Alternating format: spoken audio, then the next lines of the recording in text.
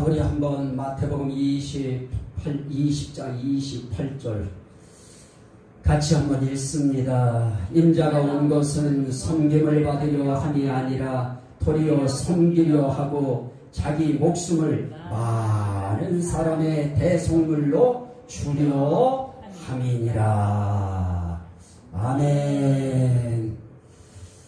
자, 전 세계가 이 성탄절 그 전야, 이 전날 되어지면 뭐 크리스마스 이브, 성탄절 이브 이래가지고 굉장히 떠들썩하고 굉장히 활발하고 여러 가지 행사들을 이렇게 합니다만은, 오늘 우리가 하나님 앞에 중요한 것은 그 본질은 뭐냐?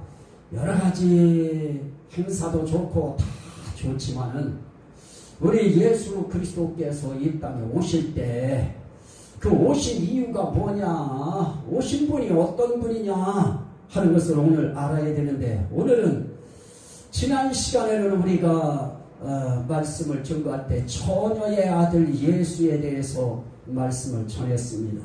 오늘은 인자 예수예요.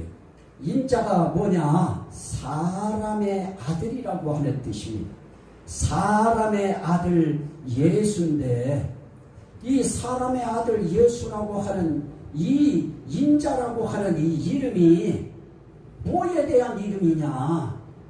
우리가 그 그리스도라 하는, 예수 그리스도 이렇게 이야기하는데, 그리스도라고 하는 이름에 대한 또 하나의 호칭이 뭐냐? 그게 바로 인자예요. 따라합시다. 인자.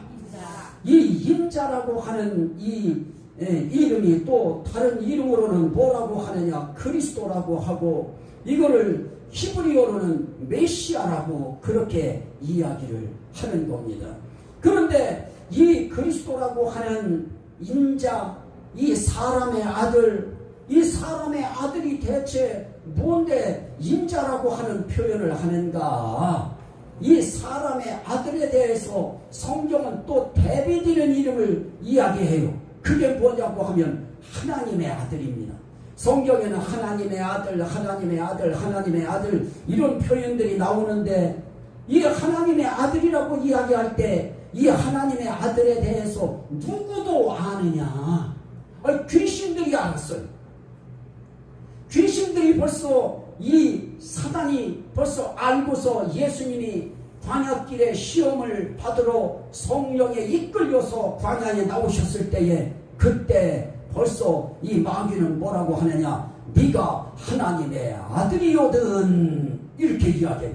네가 하나님의 아들이거든, 여기서 한번 뛰어내려 봐라. 이렇게 하나님의 아들됨을 누가 벌써 알고 있었느냐? 마귀가 알고 있습니다. 또 누가 알고 있느냐? 또 알고 있는 사람이 가다나 지방의 이 무덤에 2명의 귀신 들린 사람들이 살고 있습니다. 그런데 그 2명이, 예수님이 거기에 오시니까 이 2명이 뭐라고 하느냐? 하나님의 아들이요, 그래요. 하나님의 아들이요, 우리가 당신과 무슨 상관이 있나이까? 아직 때가 이르기 전에 우리를 해하려고 오셨나이까? 하고 소리를 질러요. 귀신이 알아요. 벌써 하나님의 아들 예수에 대해서 알고 있는 겁니다. 그런데 하나님의 아들에 대해서 이야기할 때 예수님은 항상 아버지께서 이렇게 이야기해요. 자기가 그 하나님의 아들됨을 이야기하면서 아버지가 이렇게 이야기해요. 그러면서 오늘 말씀에 있는 것처럼 또 우리가 알 수 있는 것은 뭐냐? 인자가 온 것은, 그럴 때 인자는 그걸 풀이하면은 사람의 아들이라고 하는 뜻입니다. 그러면 성경은 왜 하나님의 아들이라고 하는 표현도 하고, 왜 성경은 사람의 아들이라고도 표현하는가? 하나님의 아들이라고 표현할 때, 이 하나님의 아들이라고 할 때는 신성을 강조해요. 사람의 아들이라고 할 때는 어디가 강조되어지느냐? 인간성이라고 하는 인성을 강조할 때, 그때 인자, 사람의 아들 이 표현을 씁니다. 그런데 예수님에게는 오늘 우리가 아까 찬양 불렀습니다마는 참 하나님이면서 참 인간의 모습으로 이 땅에 오셔요. 다시 말하면 우리 예수님에게는 신성도 있고 인성도 있으셨어요. 그래서 신성을 가지고 계실 때는 어떠하냐? 나는 아브라함보다 전에 있었느니라, 아브라함이 나이 전부터 있었느니라 라고도 말씀하시고, 나는 처음부터 말하여 온 자니라 라고도 말씀하시고, 나와 아버지는 하나니라 이렇게 말씀하셔요. 그러면서도 그분은 또 사람의 아들이라고 하는 인성의 모습을 가지셔서 그도 울음이 나올 때에는 그 눈물도 흘리시기도 하시고, 애타고 마음이 정말 안타까울 때는 눈물도 흘리시기도 하시고, 배고플 때는 시장기를 느끼셨다고 표현하시기도 하시고, 피곤할 때는 배 고물에 머리를 대고 주무시기도 하시고, 이런 모습으로 그분은 신성과 인성의 모습을 다 가지고 이 땅에 오셔서 활동하신 그런 분이십니다. 그런데 이분에 대해서 우리가 알 수 있는 또 하나가 뭐냐? 이분의 이 인자라고 하는, 사람의 아들이라고 하는 이 이름의 신비함이에요. 이 인자라고 하는 이 인자는 그 신비함 속에 암호성이 있어요. 암호. 그래서 뭐예요? 이 자신이 메시아다, 그리스도다 하는 것을 때가 이르기 전에 알려지는 것을 우리 예수님이 원하시지 않으셨어요. 그래서 이 땅에 오셔서 활동할 때 인자 이렇게 이야기하면서 사람의 아들이라고 하는 이 단어를 사용하심으로 무엇하느냐?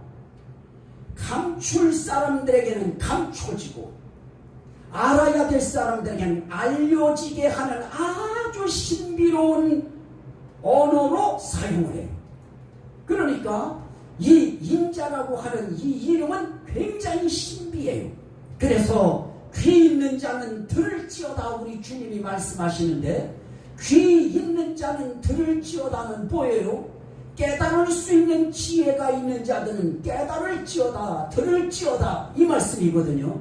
그러면 우리 예수님이 인자라고 하는 표현을 할 때는 하나님 앞에서 귀 있는 자들, 깨달을 수 있는 자들은 깨달을 수 있도록 인자라고 하는 이름을 통해서 저분이 그리스도시다, 저분이 메시아시다, 저분이 구원자시다, 저분이 구약에 기록되어진 바로 그분이시다 하고, 귀 있는 자, 깨달을 수 있는 자들은 깨달을 수 있도록 하면서 또 한편으로는 우리 주님은 이 땅에 오셔서 비유를 말씀하실 때도 비유를 다 알기 원하지 않았어요. 알아야 할 자들만 알 수 있도록 주님이 해석해 주셨습니다. 그래서 우리 주님은 이 인자라고 하는, 사람의 아들이라고 하는 이 이름을 통해서도 우리 하나님은 예수의 그리스도 되심, 메시아 되심, 구원자 되심을 알릴 자에게는 알리되 감출 자에게는 감추는 이런 아주 신비로운 그런 이 이름을 가지고 활동을 하셨습니다. 그래서 이 이름이 어떤 이름이냐? 다니엘 7장 13절에서 이 이름이 등장을 하는데요.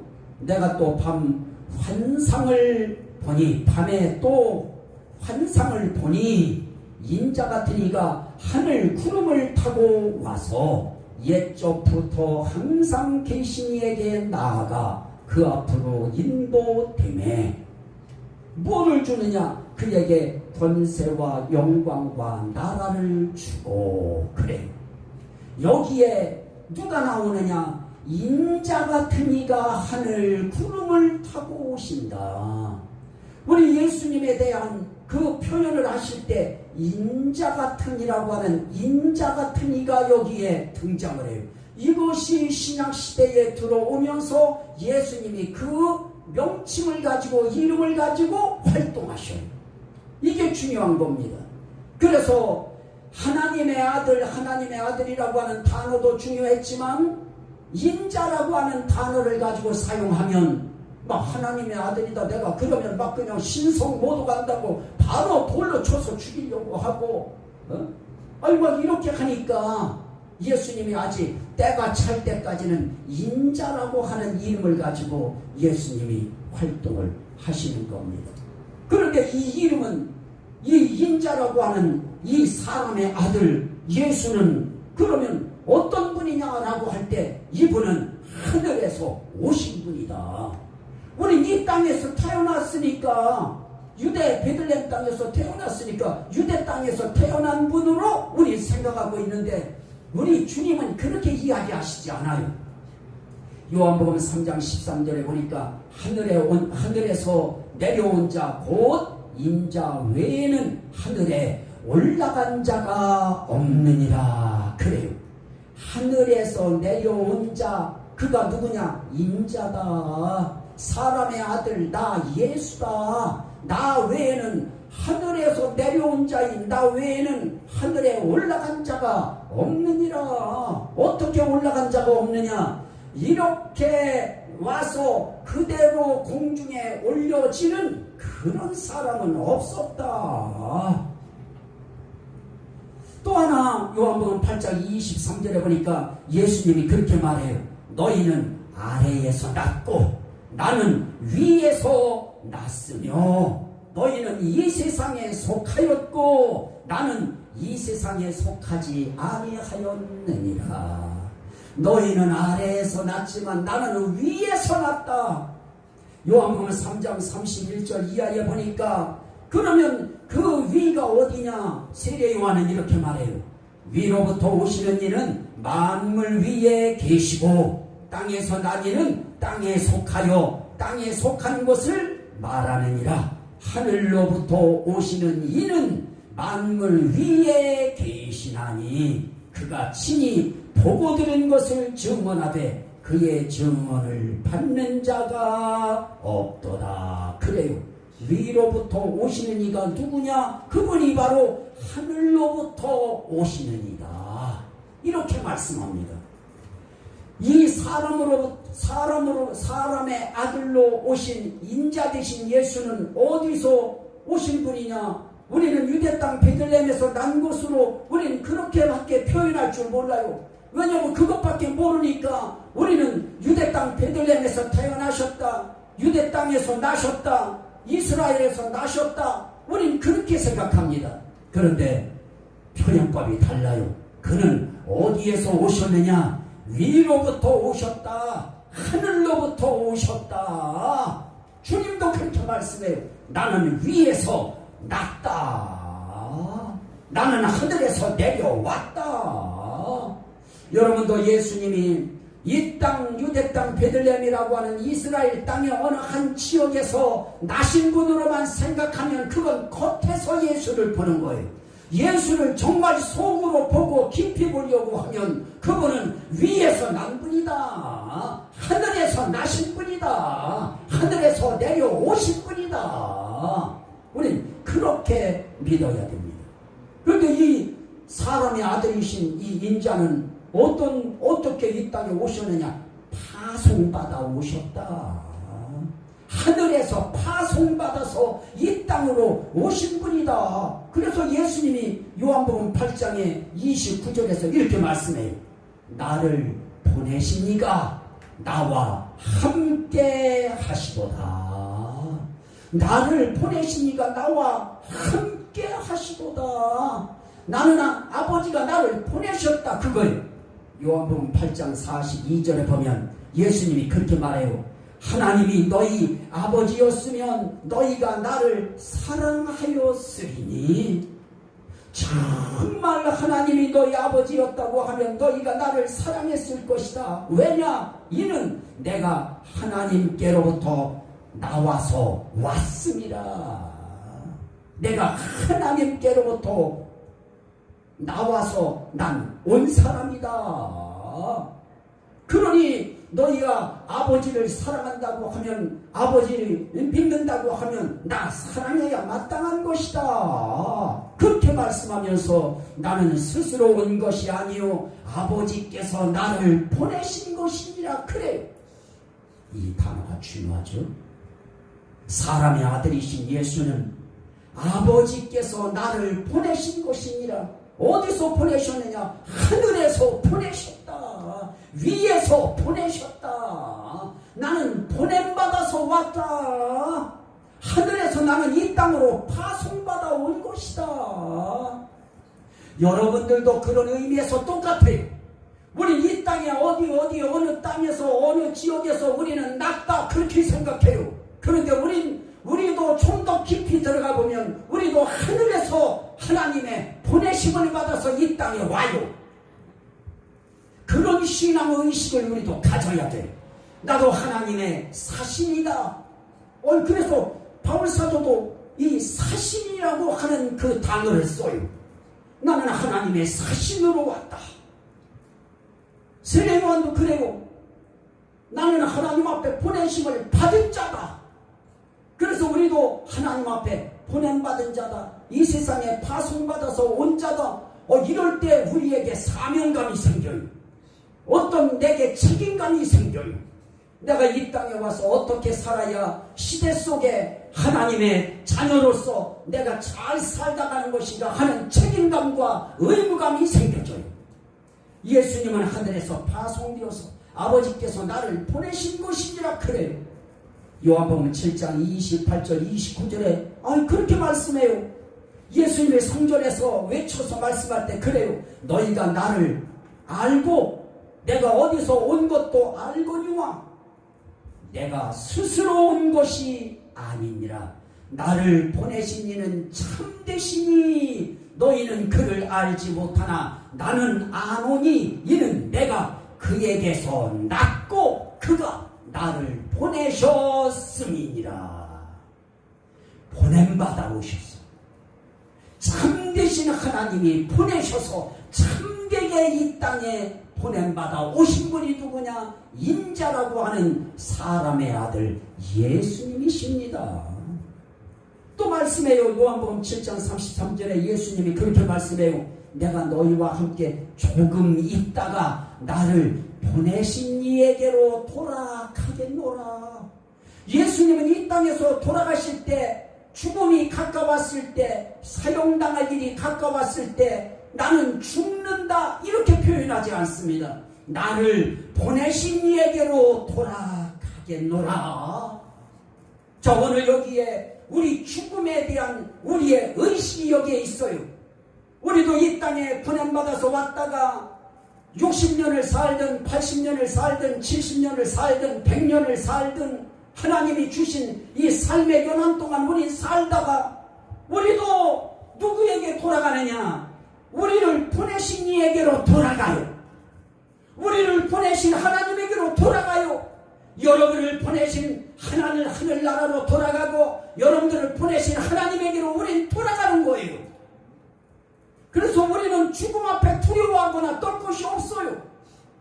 저도 그 죽음의 위기에 놓여서 병원에 누워있을 때 저도 생각한 것이 그거요.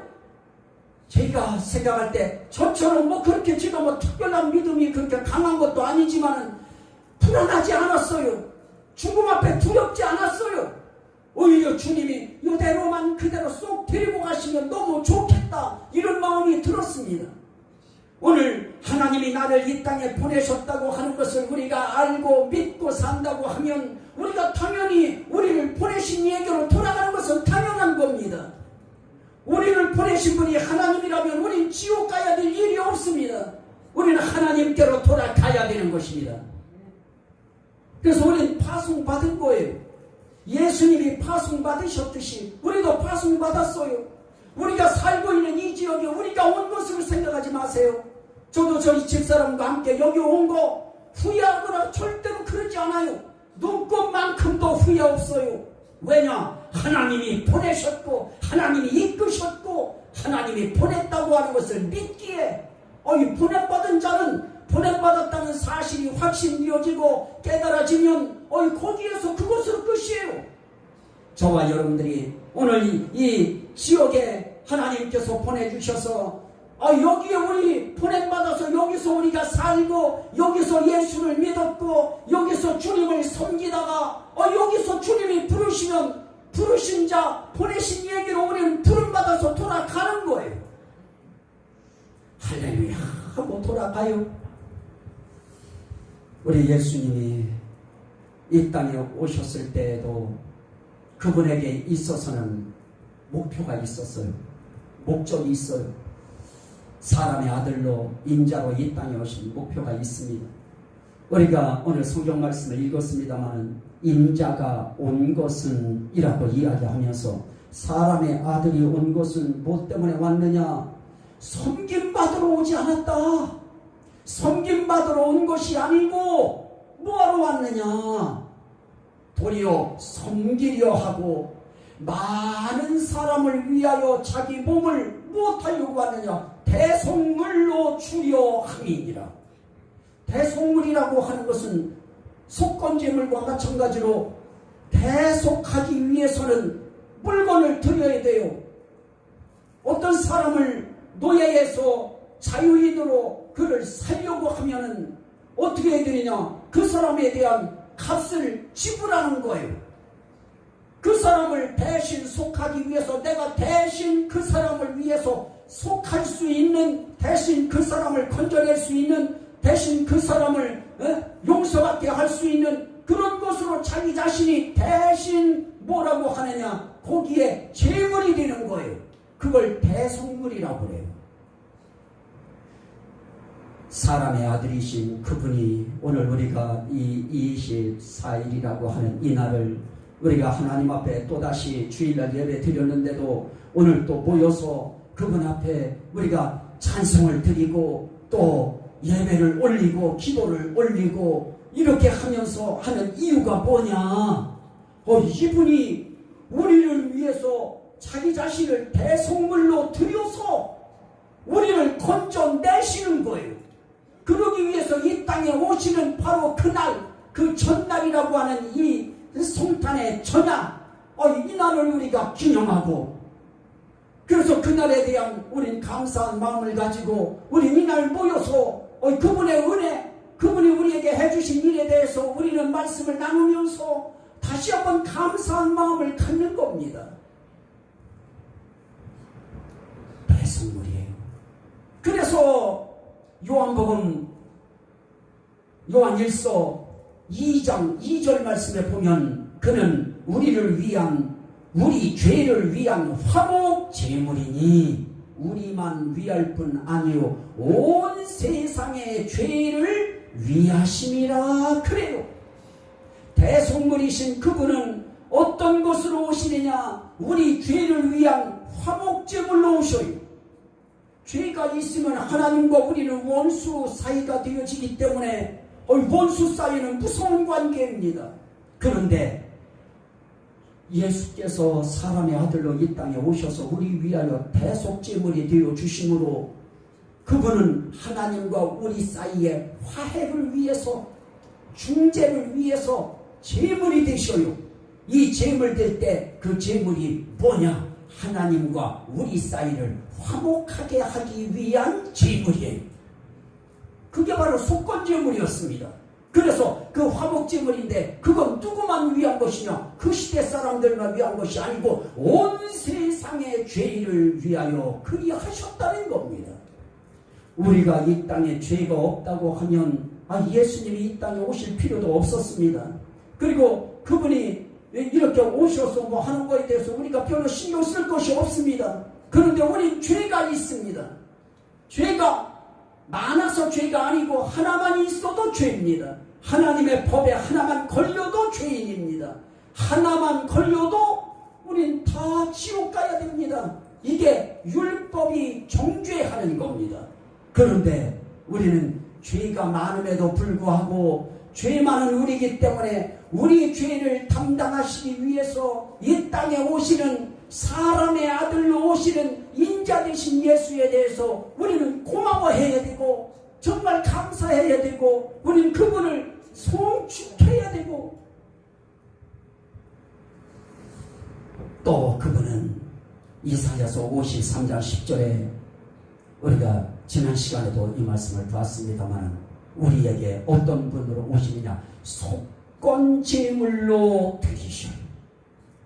자기 자신을 속건제물로 드리는데 자기 영혼을 버려서 사망에 이르게 함으로 속건제물의 역할을 하셔.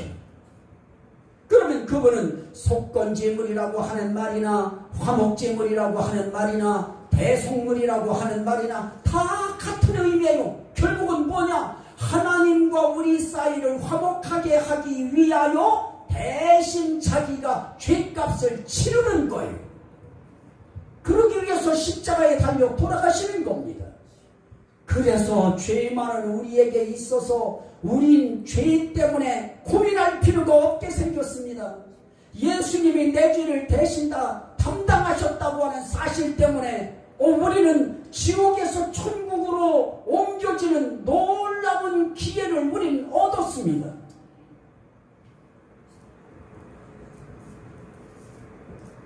그래서 성경은 이렇게 말합니다. 내가 누가복음 5장 32절에 보니까 내가 의인을 부르러 온 것이 아니요 죄인을 불러 회개시키러 왔노라.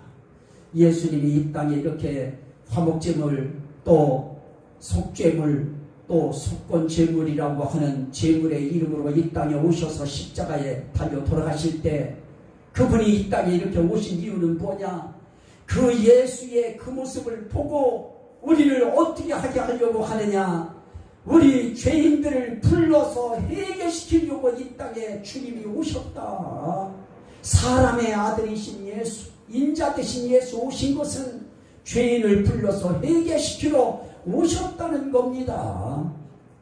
요한복음 6장 38절 40절에 보면 그렇게 말씀합니다. 내가 하늘에서 내려온 것은 내 뜻을 행하려 함이 아니요 나를 보내신 이의 뜻을 행하려 함이니라 라고 말씀하면서 나를 보내신 이의 뜻이 뭐냐? 나는 나를 보내신 이의 뜻이 다른 것이 아니고 내게 주신 자 중에서 하나도 잃어버리지 않고 다 건져내는 거, 이게 아버지께서 나를 보내신 뜻이다. 그러면서 아주 중요한 한마디를 이렇게 말씀합니다. 아버지의 뜻은 아들을 보고 믿는 자마다 영생을 얻는 이것이니 마지막 날에 내가 이를 다시 살리리라. 자, 이 땅에 예수님이 사람의 아들로서 인자로서 이 땅에 오신 목적이 무엇이냐? 사람 뜻을 행하러 온 것이 아니고 자기 뜻을 행하러 온 것이 아니고 자신을 이 땅에 보내신 아버지의 뜻을 행하러 왔는데 아버지의 뜻이 뭐냐? 아버지의 뜻은 아들 예수를 보고 믿는 자마다 영생을 얻는 것이다. 여기에 중요한 강조점이 뭐예요? 믿는 거예요. 예수 믿는 거예요. 예수님이 내 죄를 담당하기 위해서 이 땅에 속죄물로 오셨다. 속건제물로 오셨다. 대속물로 오셨다. 화목제물이 되어주셨다. 그건 바로 내 죄 때문이다. 이렇게 믿는 사람들을 무엇하게 하는 것이냐? 영생 얻게 하는 것이고 그 사람들이 죽었을 때에 예수님이 그들을 다시 살리리라. 이게 아버지의 뜻이다. 이게 그리고 내가 이 땅에 온 목적이다. 그렇습니다. 우리는 사람의 아들이신 예수님이 이 땅에 오신 이 사실에 대해서 우리는 정말 우리 영생을 위해서 우리 구원을 위해서 우리 예수님이 사람의 아들로 이 땅에 오셨다는 사실 자체에 우리는 박수를 쳐야 되고 우리는 정말 놀래 자빠져야 돼요. 정말 감사만 나와야 됩니다. 그러면 예수님이 이렇게 하신 그 사역, 이렇게 하신 십자가 달려 돌아가시고 이렇게 하신 모든 사역의 효과가 뭐냐? 효과는 분명해요. 이사야 54장 5절에 보니까 그가 찔림은 우리의 허물 때문이요 그가 상함은 우리의 죄악 때문이라. 그가 징계를 받음으로 우리는 평화를 누리고 그가 채찍에 맞음으로 우리는 나음을 받았도다. 그래요. 예수님이 우리 위하여 십자가에 달리실 때 그분은 어떻게 되느냐? 창에 찔리고 가시관에 찔려요. 그분이 찔린 것은 뭐 때문이냐? 우리의 죄와 허물 때문이다. 그러면 오늘 우리의 삶 속에서 뭐가 해결하기 위해서 오신 것이냐? 죄를 해결하기 위해서 오셨다. 그 죄가 어떤 죄냐? 우리 영의 죄이다. 우리 영은 이 죄가 씻음 받아야 우리의 영이 앞으로 우리를 보내신 얘기로 돌아갈 수가 있어요. 그래서 예수님이 십자가에서 찔리시고 이렇게 상하심으로 우리는 어떻게 되어졌느냐? 우리의 죄가 없어짐으로 우리의 영이 자유함을 얻어요. 죄에서 해방을 받아요. 이건 감사한 거죠. 또 그렇게 할 때에 그분이 징계를 받음으로 우리는 평안을 누리고 그래요. 평안을 어디서 누려요? 우리의 마음으로부터 누려요. 그 마음이 뭐냐? 혼이에요. 우리의 정신, 우리의 혼적 기능인 이 마음은 어떻게 되느냐? 평안을 누려요. 마음이 평안해져요. 죄 문제가 해결되면 영적인 자유가 오고요. 영적인 자유함이 임하면 우리의 마음속엔 뭐가 임하느냐? 평화가 임해요. 하나님의 평안이 임해요. 이거는 뭐냐? 심령의 자유가 임하는 거예요. 또 하나는 예수님이 채찍에 맞으심으로 말미암아 뭐 하느냐? 너희가 나음을 받았도다. 그래요. 우리의 육신의 질병으로부터 우리가 어떻게 되느냐? 치유함을 받아요.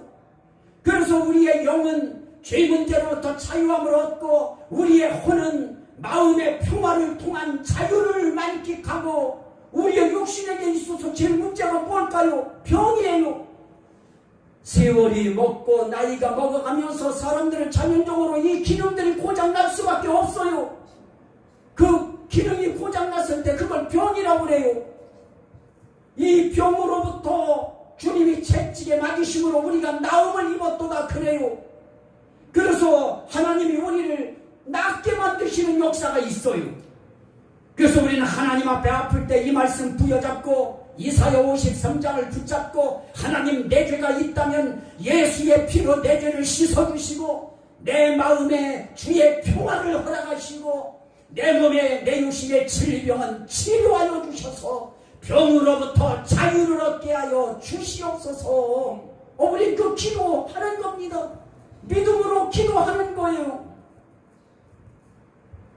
결국 주님은 십자가에 달려 돌아가심으로 제물이 되어주심으로 속건제물이 되시고 대속물이 되시고 화목제물이 되심으로 우리에게 이런 영의 자유를 허락하시고 혼의 자유를 허락하시고 우리에게 육의 자유를 허락하셔요. 치유돼야 자유함을 얻지요. 그럴 때 시편에서도 그러한 주님을 삶 속에서 모시고 살 때 나타나는 현상에 대해서 똑같이 표현해요. 시편 16편 8절부터 11절에 보니까 내가 여호와를 항상 내 앞에 모시며, 우리 앞에 주님을 모시는 거예요. 그럴 때 그가 나의 오른쪽에 계심으로 내가 흔들리지 아니하리로다. 그러므로 나의 마음이 기쁘고 나의 영도 즐거워하며 내 육체도 안전히 살리니. 우리가 우리를 위해서 속건제물이 되시고 화목제물이 되시고 대속물이 되어주신 그분이 우리의 영혼의 자유, 우리의 혼의 자유, 우리의 육의 자유를 위하여 이 땅에 오셨다고 하는 사실을 믿고 그 주님을 우리 앞에 모시고 살면 그분은 반드시 우리의 영에 무엇을 주느냐? 우리의 영이 즐거워하게 만드시고 우리의 마음은 기쁘게 만드시고 우리의 육은 안전히 거하게 하리라. 그래서 로마서 8장 14절에 보면 예수님만 하나님의 아들인 것이 아니에요. 그 아들의 영이 우리에게 임하여 그 아들의 영이 이끄는 사람들도 하나님의 아들이라고 해요. 로마서 8장 14절에 보니까 무릇 하나님의 영으로 인도함을 받는 사람은 곧 하나님의 아들이라. 사람의 아들로 오신 그분이 나의 죄를 위하여 대속물이 되시고 속건제물이 되시고 화목제물이 되셨다고 하는 사실을 믿고 그분을 구주로 영접한 사람들의 심령 속에 하나님의 성령이 임하셔서 그 성령의 인도하심을 받는 사람들 한 사람 한 사람을 뭐라고 하느냐? 예수님만 하나님의 아들이 아니고 그들도 하나님의 아들이고 딸이다. 그러므로 오늘 이 자리에 있는 저와 여러분들도 누구의 인도함을 받아야 되느냐? 하나님의 영, 성령의 인도함을 받아서 오늘 우리가 이렇게 나온 것이 그냥 나오나요? 하나님의 영의 인도함이 우리의 마음속에 임해서 오늘 교회 가야지, 주님을 찬양해야지 하는 영의 인도함을 받아요. 그래서 우리는 교회에 이렇게 나와요. 나와서 주님을 예배합니다. 이 모든 것들이 지금 이런 하나하나의 삶의 내용들이 그게 바로 뭐냐? 하나님의 영의 인도함을 받는 사람들이에요. 인도함을 받는 자는 어떤 사람이다? 하나님의 아들이고 하나님의 딸이다. 우리는 이렇게 하나님 아들되고 딸되게 하신 우리 주님을 믿고 그분을 의지하고 그분을 인생의 앞에 모시며 살기로 다짐하시면 아멘 합시다. 아멘. 자, 우리 주여 성창하고 우리 같이 한번 통성으로 기도합니다. 주여 주여